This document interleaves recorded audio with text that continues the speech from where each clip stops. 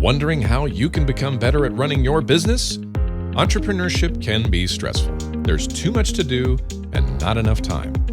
If you're isolated in your daily decisions, have no fear. Success and balance are possible. Welcome to the Small Business Answer Man podcast, where you master the art of running a successful business using practical advice from experts who want to help you succeed. Now, here's your host, Gary Wilbers.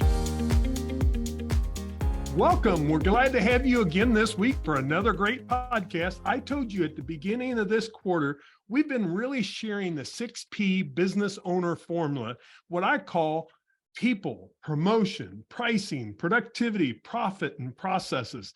And today we're going to talk some about that promotion side, and my guest is going to share that. So Mickie, would you mind sharing with the guest, what problem will you help solve for them today? My plan is to solve how to build a strategic PR campaign using press releases and building one that's effective and will succeed. Well, that becomes a key because that really becomes that promotion side of your business.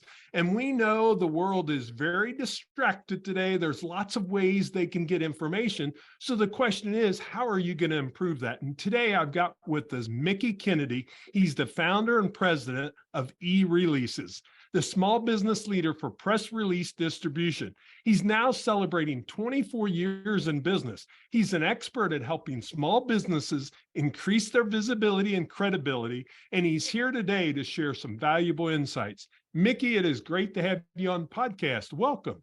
Oh, glad to be here. Well, I'm so glad to have you, and I think it's always great to little bit of share your story because you've been now in the business 24 years.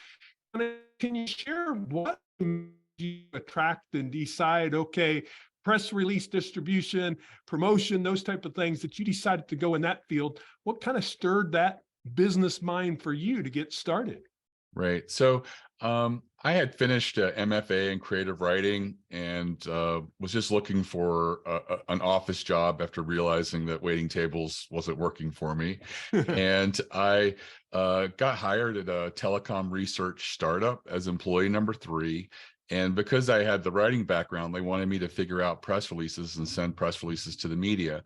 I did that. I got really good at it. I realized that we published a lot of data and numbers, but that's not really interesting. But sometimes, what are the outliers? What are the interesting anomalies? Is there a story there?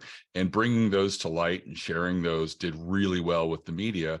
And I was faxing at the time, because this was 25, 26 years ago. And a lot of the people I was faxing would call and say, could you just email that to me? Because there's a lot of data and numbers. And I just thought that email seemed like a natural progression. And I started building a Rolodex of journalists. I started with the technology and telecom people, but I found that I would reach out to people and say, hey, can I put you on my list to send you telecom releases? They're like, well, I'm not really covering telecom now. Now it's automotive or something different. So I just started building out all different types of industries and spent a year contacting journalists and then launched eReleases. And I was basically just a matchmaker, sending out releases to journalists that I thought would be interested in it. And we did modify over the years because PR Newswire, the largest and oldest newswire press releases, reached out to us and said, we like what you're doing. Is there a way that we could serve you? And I was just like, I don't see how, because you charge $1,500 to move a release nationally. And my clients are paying substantially less than that. And they liked the fact that we were servicing a lot of small businesses, and they made it work. I mean, we found solutions. For example, all of our releases are set up for next business day or future date because they have an overnight editorial team that has to be there, but they don't do very much. So they can set up our releases overnight and there's no additional labor costs for them.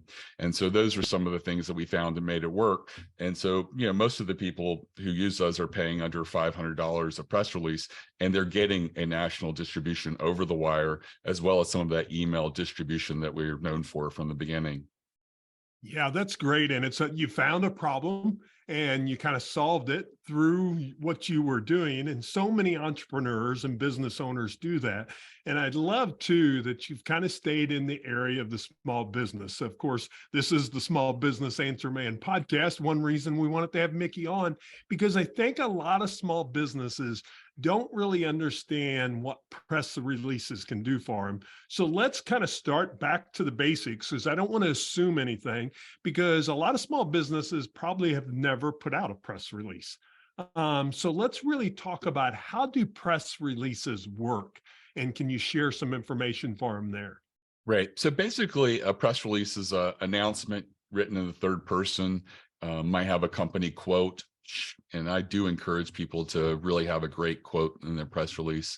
It's got a headline, usually a date line with the city and state. It's usually where you're headquartered, but it doesn't have to be. For example, if you're releasing a book, you can put New York because that's like the publishing capital.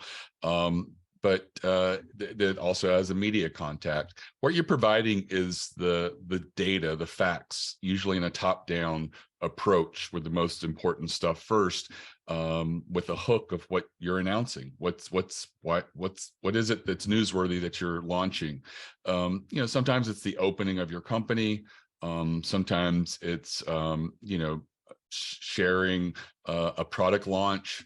There's lots of different types of things that are fodder for a press release, and you're just getting it out there for the journalist in the hopes that they'll turn it into a story.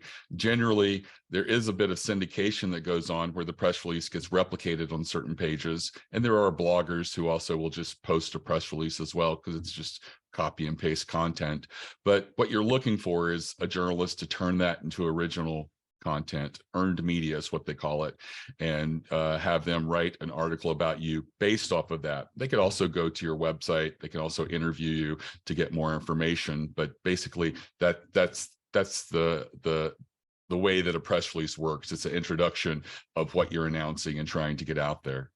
Yeah, and I thought this was so important because today, with kind of the distraction, so much out there, that sometimes I think businesses, especially small businesses, they think, well, that works great for that large corporation, that large company.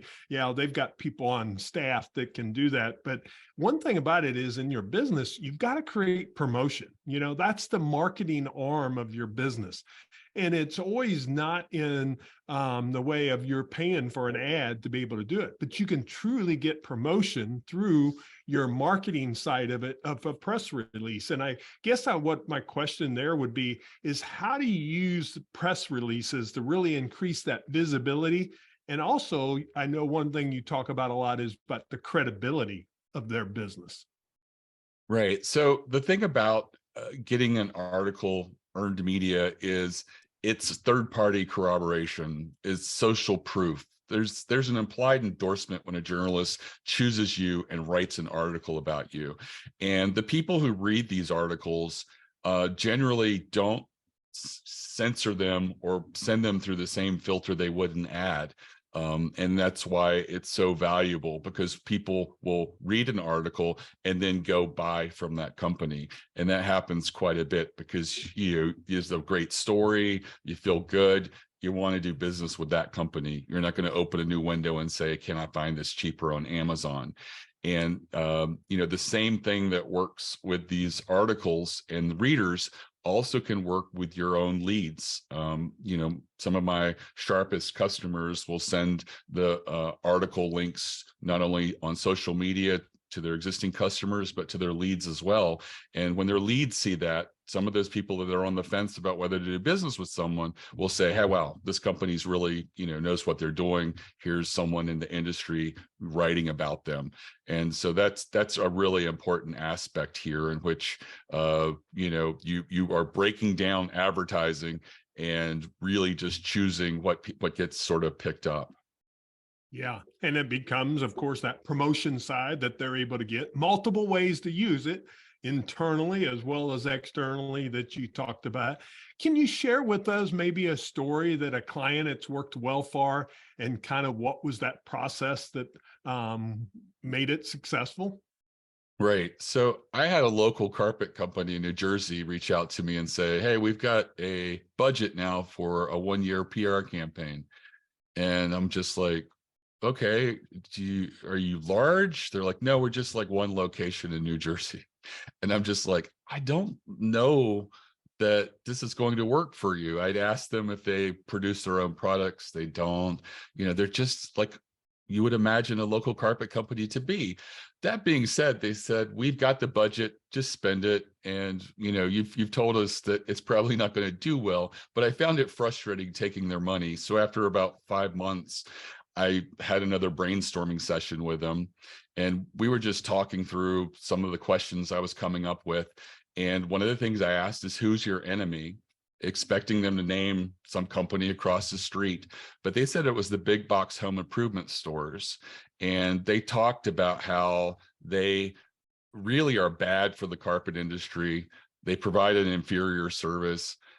They don't hire qualified installers. They just hire someone with a home improvement license who may have never installed carpet in their lives. And these are the same types of situations they find where they have to come in and restretch carpets and fix carpets that were never properly joined together and things like that.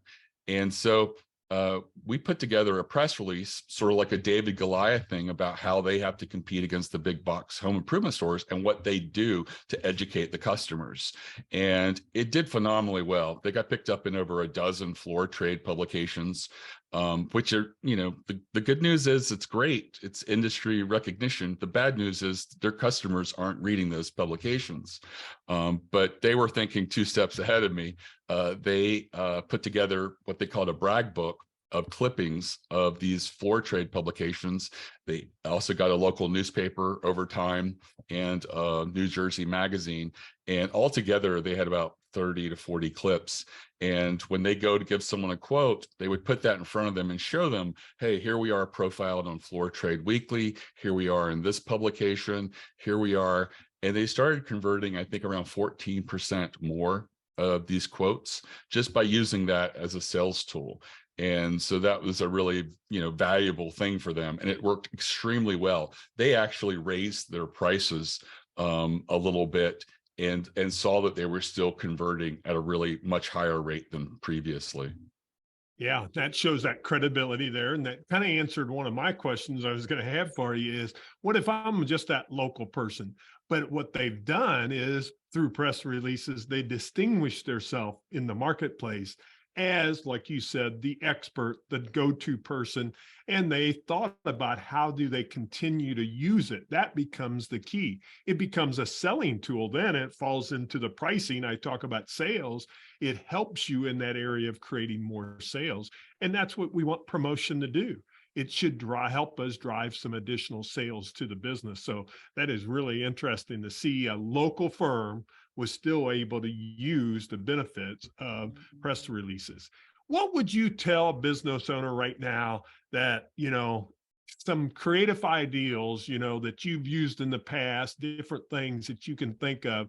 What are some ways that they can think about using press releases inside their business, in their small business? Right. So I do think that one of the important things is to be strategic. So many times I'll get a product launch press release that's basically, here's our product and here's a bullet list of all these features. And it's really hard for a journalist to build a story with that, because at the end of the day, journalists are storytellers. They're trying to decide what stories to share with their audience. And, they as a result, are really looking for a story arc. And it's hard to do that with what a product launch press release typically provides.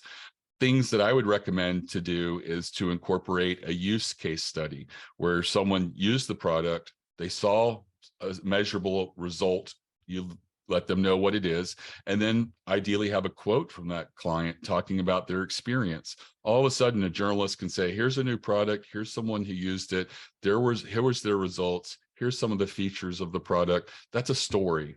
And you really have to realize that you want to sell the product, but what you have to do with press releases is put together the ingredients for a good story. A lot of small businesses like to appear larger than they are, really professional. They don't like to share their obstacles and their mistakes. And I often challenge some of my clients to do just that. I had one share a really embarrassing story where they canceled Thanksgiving and had to get the whole family together to produce product and put products in boxes and get it ready to be shipped because they got slammed.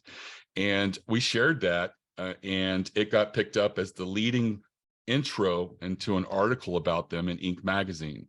And they were just like, why would Inc. magazine have ever been interested in a small company like us?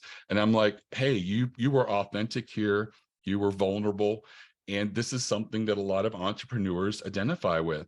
And so it makes your story really great. And the fact that you've grown substantially since then, is also a testament to you. So I think that journey, that story is really an important one. So, do try to determine what your story is.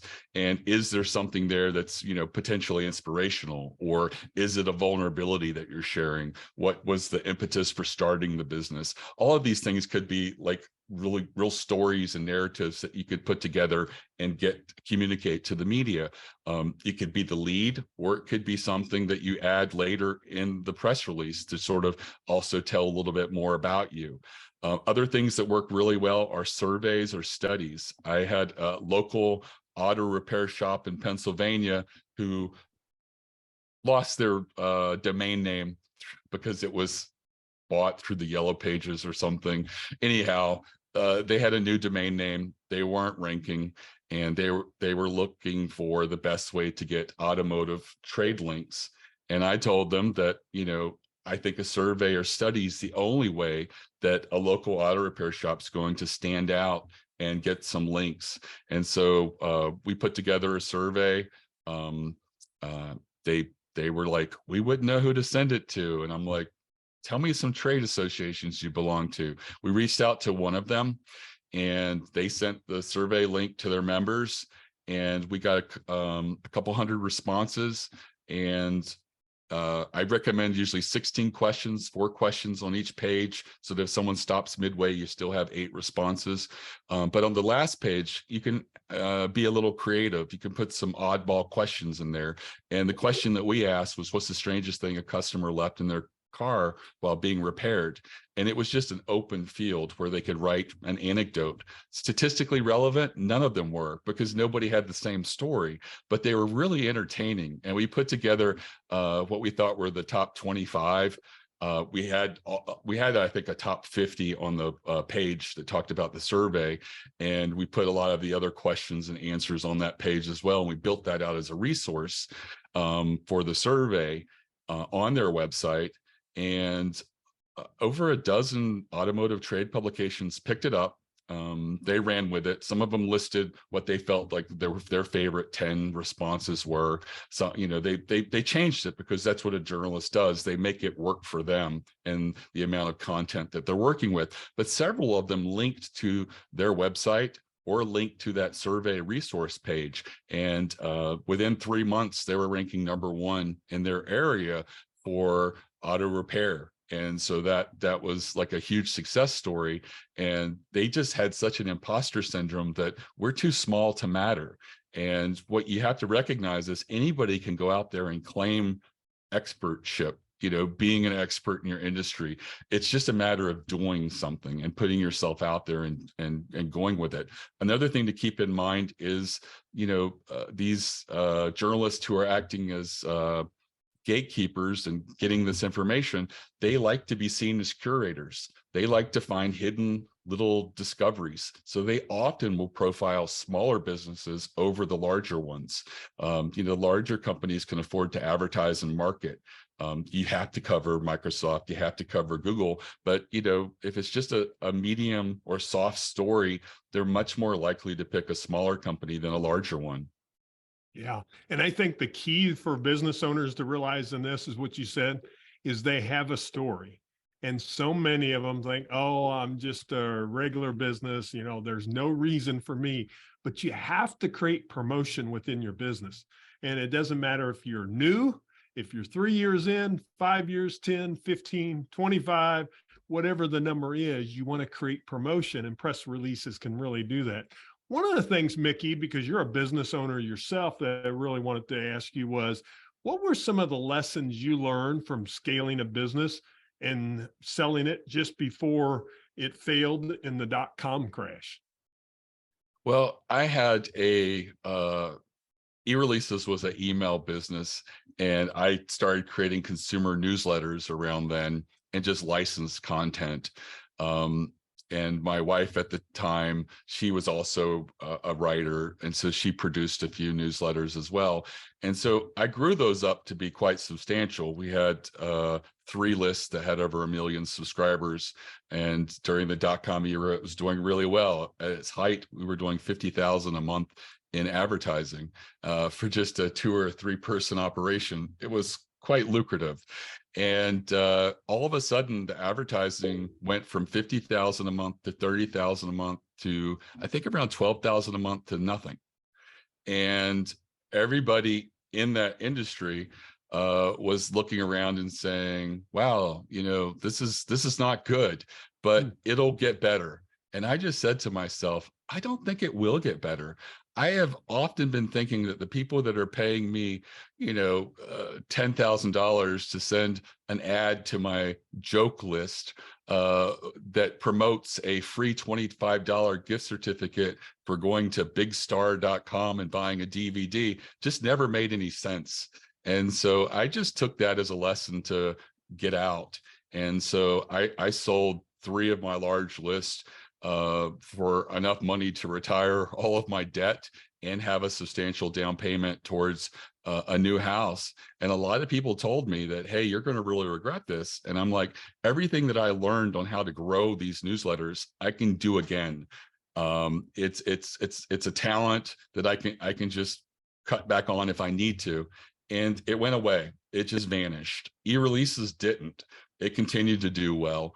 And I just said to myself, B2B makes a lot of sense. This B2C advertising space for newsletters where people were just throwing mad money never made any sense. And so I got out. I trusted my intuition, and it worked out really well for me. Yeah. And I think that's the key, is realizing when is the time and really looking at the marketplace and what changes are going on in the marketplace. And it really is how we have to pivot our business every day. And you talk about a lot of different things, and we're coming up on that time. It always goes so darn fast. But one thing I want you to share just a little bit about it. You talked a little bit about it with press releases that's there, but kind of really that unique selling proposition that kind of make yourself irresistible to the media. What's some suggestions you would share with small businesses there? I think that you really have to know what you do different than everyone else. And I sometimes deal with clients who just say, well, we're just like a golf club retailer online. There's nothing different from us from everybody else. And I'm like, well, that's dangerous, because when you're just like everybody else, you're going to have to compete on price to the point that profit margins are going to eventually just drive you out of business. What is it that makes you substantially different over other people? Is it the fact that you can get these clubs in their hands in 1 to 2 business days? Is it that you offer video training? Or is it the quirky culture that you've created and the whimsical logos that you have and things like that? These are all USPs. And you really have to map out what you want to do that differentiates you in the marketplace and own that and really lead with that. And often those can be things that can lead with your story in press releases. Not always.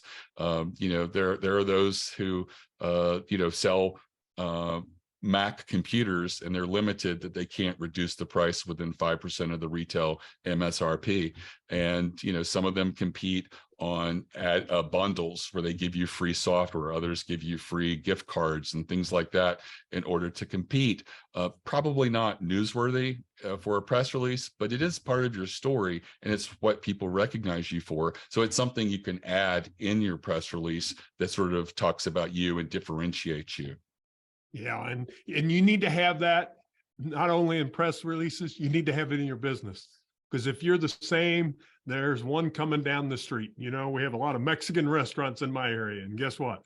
They're all about the same because not much different. But there's one that just has service that is just tremendous. And guess which one's the busiest? and they set themselves apart because from the time you walk into the location to the time you go out. So what sets you apart? Think about that in your business. If you don't have it, then you need to create it. That's what the unique selling proposition becomes. Man, so much great information, Mickie. I really appreciate you sharing with our listeners today. One thing I want to share with them, your website, it's eReleases.com. So go there if you want to learn more. He's got a great website, some great information up. You also kind of have a call to action with eReleases.com/plan. You want to share a little bit with them what you're willing to offer the listeners today? Right. So completely for free, I have a video masterclass. It's less than an hour. It basically is an audit that goes through strategic types of press releases that work and could be applicable for your business. So if you are going to build a PR campaign of 6 to 8 releases, you're building ones that matter and not doing the types of press releases that generally don't matter, like the personnel changes in companies that I see so many of that really don't move the needle. So again, that's at eReleases.com/plan, PLAN. Yeah, and we'll have all that in show notes so you can check that out. Of course, if you're on your app, you can get it right there. If you're not on your app, you can go to our website, smallbusinessanswerman.biz, and we have all the show notes there that's available to you to be able to take that. Mickie, before I let you go, I want to ask you one final question. I ask every guest this question, and really it's your best business tip or advice you would give to small business owners. I would say don't waste your money, measure everything, and also consider split testing other things in your business that may not be obvious. So many people split test advertising, landing pages, but you can split test your processes for onboarding customers. And we did that, and we found a way that quadruples the lifetime value of customers. And you would be surprised what little tweaks and changes you can make in your business that you can measure over a 6-month or a year time period and split test and determine if there's a better way to do things. Yeah, I appreciate that. That's a great thing to think about and really to put in place in your business. Remember, I had Mickie Kennedy on with us today. It's at eReleases.com. If you'd like to get that free video course and really learn about some press releases and what you should do, he's giving it to you for free. So go to eReleases.com/plan. All that'll be in show notes available to you. Mickie, I just can't thank you enough for sharing with our small business owners there. The reason they come to this podcast is to learn, and you really helped educate us today. So I thank you for your time and your commitment to help small businesses grow and thrive and continue on. No, you're very welcome. It's been a pleasure. Well, I'm going to give you a challenge. I always talk about an action, but I'm going to give you a challenge instead, and it kind of falls into that action stage. We talked about USP. That's unique selling proposition. If you don't know what differentiates you in the market, I challenge you over this next week to start to define that. Put that in place for your business, and then decide how you can set yourself up to be different.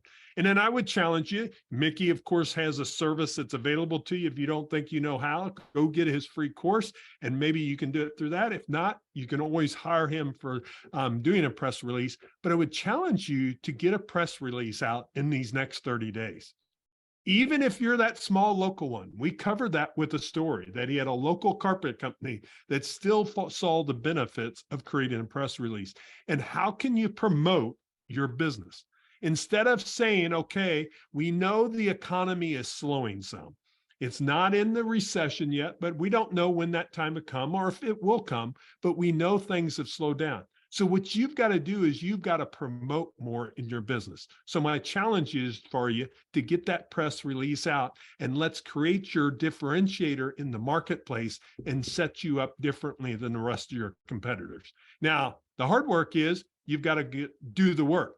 But the thing is, that can make a big difference in your business. So we're in third quarter. Whatever you do now will help you the rest of this year, but it also will propel you for next year to make it successful. So come back next week. We'll have another great guest for you, and we'll share some great information. Remember, if you like this podcast, like and share it with others, and come back next week for another great guest.